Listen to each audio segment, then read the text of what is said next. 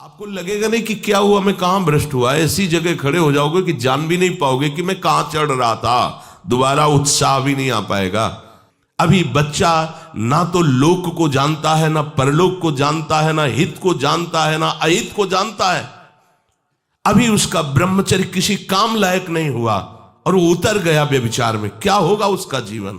अगर आप वाणी में संयम में रहते हैं ना, वो और भजन करते हैं और सत्य बोलते हैं, तो आप जो बोलेंगे वही होगा। श्रवणेंद्री से गंदी बातें सुने, वाणी से गंदी बातें बोले, रसेंद्री से गंदा भोजन करें और सोचे ब्रह्मचर्य रह जाएंगे, तो बिल्कुल नहीं, कदापि नहीं। ब्रह्मचर्य कोई खिलवाड़ नहीं है।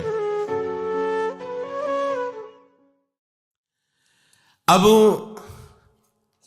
जो इस मार्ग पर, अध्यात्म मार्ग पर, आनंद मार्ग पर चलना चाहते हैं, तो उनको एक इंद्रिय के संयम के लिए पांचों इंद्रियों पर संयम करना होगा, ज्ञान इंद्रियों पर। एक बात सुधारने के लिए, ब्रह्मचर्य का रक्षा तभी वो उपासक कर सकता है जब सर्वतोभावेन ब्रह्मचर्य होगा। एक जनेन्द्रीय के ही ब्रह्मचर्य की पुष्टता का जब आप लक्ष्य कर लोगे, तो उसकी पुष्टता के लिए आपको सर्वतोभावेन ब्रह्मचर्य धारण करना पड़ेगा।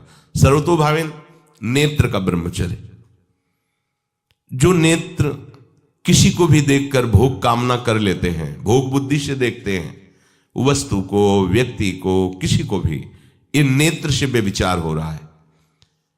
इसीलिए सावधान रहना चाहिए। जैसे नाटक, सिनेमा आदि हैं, वहां तो जान रहे हो चित्र हैं, पर उनमें जो अभिनय करने वाले जन हैं वो तो संसारी जन ही है ना। उनका पहनावा, ओढ़ावा, हाव भाव, अंग प्रत्यंग, अगर आप भगवत भाव से युक्त है तो संपूर्ण सृष्टि में कहीं भी दृष्टि जाए अपने प्रभु की भावना होती है। पर वहां तक पहुंचने के लिए आपको ये त्यागना होगा ना। आप किसी का अनुकरण न करें, आप अपनी स्थिति को देखें। अगर आप किसी का अनुकरण करते हैं कि हमने उनको देखा है, वो टीवी देख रहे हैं, तो टीवी में क्या देख रहे हैं, कहाँ स्थिति है, हमें क्या पता। हमको जहां पहुंचना है उसके लिए हमारे लिए बाधक है, हमें नहीं देखना है। अगर आप माना कि कोई नाटक ही देख रहे हैं, कोई ऐसे सीरियल ही देख रहे हैं, पर उसमें अभिनय करने वाले तो संसारी भोगी पुरुष ही है ना। आप कोई त्यागी जितेंद्री महात्मा को थोड़ी देख रहे हैं। तो उस देखने में तन्मयता आती है। जिसको हम देखते हैं उस पर हम आसक्त होते हैं, तभी तो उसका सुख दुख अनुभव होता है। देखो, कोई ऐसी रोने वाली सीन आए तो रोना आ जाएगा, हंसने वाली आ जाए तो हंसना आ जाएगा, ऐसे तो उसका प्रभाव हम पर पड़ रहा है ना। तो हम किसी के अभिनय करने वाले के अंग प्रत्यंग को देख रहे हैं और वो कामुक होकर कोई काम चेष्टा कर रहा है, या कोई ऐसा, वो सारा का सारा मन कवर कर रहा है आपका। और एकांत होते ही फिर जो मन अपना मनमानी करवाएगा, आप नहीं सह पाएंगे। इसलिए नेत्र का ब्रह्मचर्य सबसे पहले शुरू कीजिए।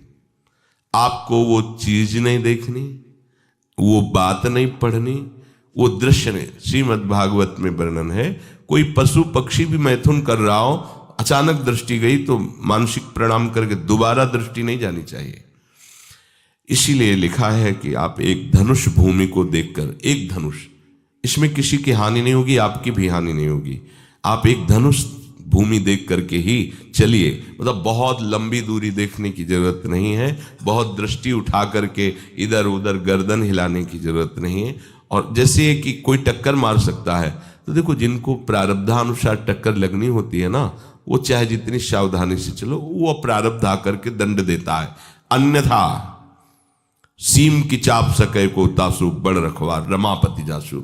आप जा रहे हो भगवत चिंतन करते हुए, तो प्रभु का नाम आपका पहरेदार अंग रक्षक है, कोई बाल भी बांका नहीं कर सकता। आपका प्रारब्ध यदि आया है, प्रभु से पास हो गया है कि आपको ये दंड मिलना चाहिए, फिर मिलेगा। आप निश्चिंत रहिए, निर्भय रहिए। प्रभु का जो विधान है वो मंगल करने वाला है। देखो, इतने बड़े महापुरुष पूज्य श्री राधा बाबा, श्री आद्याशक्ति भगवती की प्रसन्नता की आराधना कर रहे हैं, क्योंकि श्री कृष्ण हमारे पति हों, इस सिद्धांत की पुष्टता के लिए।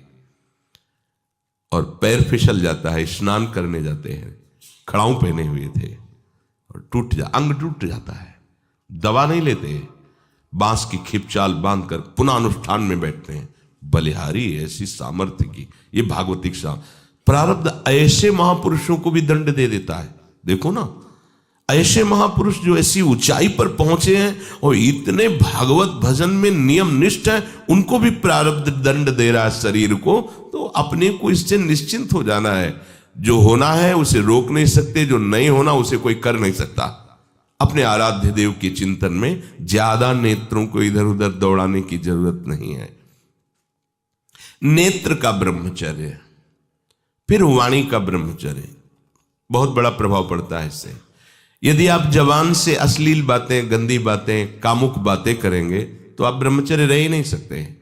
अगर आप वाणी से परस्पर शरीर आकर्षण वाली बातें करेंगे, बट उसको देखा तुमने क्या, बस आप गए।